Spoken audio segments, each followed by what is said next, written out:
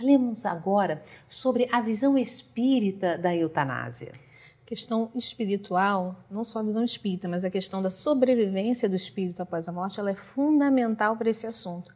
Porque a partir do momento que você sabe que o espírito sobrevive à matéria, aquele sofrimento, aquela situação que externamente é improdutiva, não gera nenhum benefício, ela passa a ter outro aspecto. Então a doutrina espírita mostra para a gente que às vezes aqueles minutos finais, às vezes aquela doença que aparentemente só consome o indivíduo, desgasta emocionalmente, desgasta organicamente, ela tem para o espírito benefícios que não seriam obtidos de outra forma. O espírito, ele aprende às vezes a se desprender do corpo. O espírito queria ficar apegado se morresse num ataque cardíaco, uma morte súbita, numa doença mais arrastada.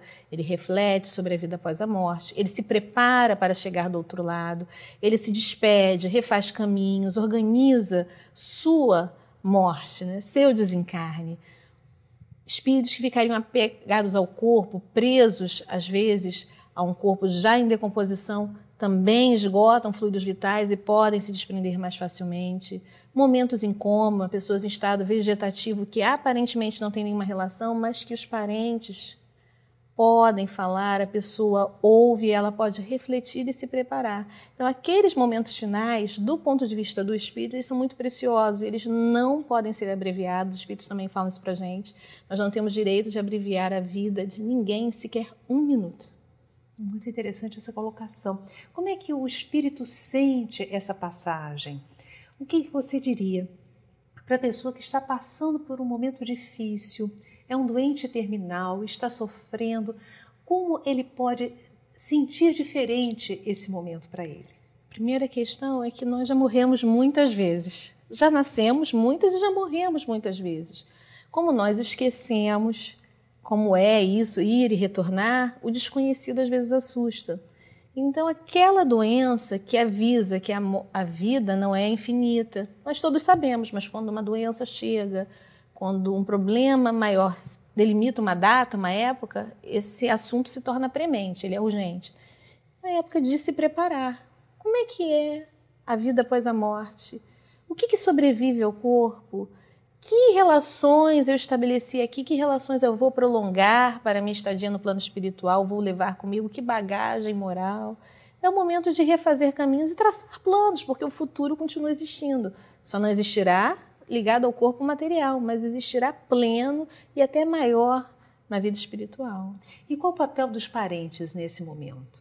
Os parentes, eles são muito importantes porque os espíritos nos esclarecem que às vezes um paciente que está já no estágio terminal, ele pode receber, pela influência mental dos parentes, energias ou vínculos que vão ainda prendê-lo, dificultar mais ainda a sua libertação do corpo. Então, compreender que aquele espírito também está terminando a sua caminhada, cumpriu a sua etapa e devolver à vida aquilo que a vida nos emprestou, aquela presença, aquela amizade, aquele carinho durante tantos anos, também é uma atitude de generosidade para com quem está partindo, deixar que ele siga o seu caminho, que a gente administre a saudade, a dor que aquilo gera, que ninguém nega isso, mas que a gente saiba que não é para sempre. Eu acho que a grande questão da morte, do desespero que toma algumas pessoas, tem a ver com achar que aquela pessoa acaba ali com o corpo. E com toda certeza a gente afirma categoricamente, com todas as palavras, o espírito sobrevive à morte do corpo. Aquele ser amado que se foi, ele continua existindo e ele pode nos ouvir, pode nos sentir. Então nós temos que ter essa percepção e ajudar, auxiliar o máximo possível. O que a Casa Espírita pode fazer para auxiliar tanto a pessoa que está passando por esse movimento de retorno à pátria espiritual e também ajudar aquela pessoa que fica, o parente, o amor que está lamentando a partida do ente querido? O primeiro aspecto é o esclarecimento. A doutrina espírita ela é muito clara sobre a sobrevivência do espírito. Existem provas irrefutáveis, existem mensagens, existem muita coisa que você pode estudar, ler e discutir. Então é se acalmar, se consolar, tendo essa certeza. Não é uma crença vazia, é uma certeza, com provas. Através, a gente vê mensagens do Chico Xavier, pesquisas que são feitas, de Valdo Pereira Franco, o espírito ele sobrevive. Isso é definitivo. Então, essa certeza dá quem se prepara para retornar à pátria espiritual e a quem vai ficar e terá que lidar com a saudade, novo ânimo. Então, a casa espírita presta o esclarecimento, em primeiro lugar. Segundo lugar, a gente tem a questão do atendimento fluídico, amenizando as dores, as energias que são doadas através do passe, do tratamento de cura que muitas casas oferecem. Mesmo que você não vá reequilibrar a cura do corpo, você equilibra aquele organismo e equilibra aquele espírito para uma passagem, um desencarne mais tranquilo, mais sereno. E as famílias, essa certeza, a oportunidade de trabalho, a comunicação, muitas vezes, em algumas casas, você poderá receber alguma notícia de algum parente, essa certeza de que a vida continua. A medicina já está bastante avançada, né, Ana?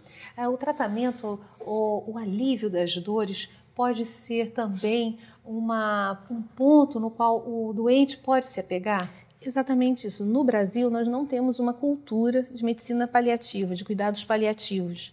Isso ainda não é sequer uma especialização e isso está sendo discutido. E é um novo aspecto, é você lidar com a morte com tanta dignidade quanto você lida com a vida. Você permitir que aquele corpo que está se esgotando organicamente, ele possa finalizar aquela sua vida, aquele seu momento, de forma a não gerar sofrimento para o espírito, através de analgésicos, uma alimentação por sonda, uma oxigenoterapia, em casa com seus parentes, sua família próxima, sem gerar sofrimento. Suas palavras finais, Ana. Gostaria de deixar bem claro que a mensagem da doutrina espírita é uma mensagem de otimismo. Então, como diz André Luiz, nós não estudamos para chorar. A mensagem espírita nos mostra que o espírito ele sobrevive à matéria. A hora que os médicos, que os familiares se imbuírem dessa verdade, a medicina mudará de rumo. Então, nós precisamos ter essa certeza. Se ainda não estamos com ela, vamos à casa espírita, vamos procurar, vamos estudar, vamos tirar nossas dúvidas, porque aquele parente que hoje sofre uma doença terminal, aquela pessoa que partiu nessa situação, ela continua existindo. O nosso amor, ele não acaba com a morte do corpo, ele se prolonga pela eternidade. Obrigada, Ana, pela sua presença no nosso programa.